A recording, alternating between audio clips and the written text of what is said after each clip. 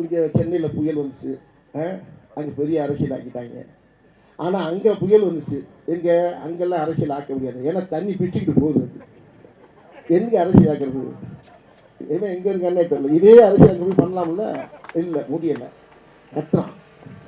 அதை ஊற்றி சொல்கிறான், அவன் ஏன் டைரக்டர் அங்கே போகிறான்? டைரக்டருக்கு அதுக்கு என்ன, அவன் ஊர்றாது, அவன் ஊருக்குள்ள அந்த பள்ளம் எங்கே இருக்குது, இந்த மேடு எங்கே இருக்குது, அது இது எங்கே இருக்குது, அது எங்கே இருக்குது, அவனுக்கு தான் தெரியும்.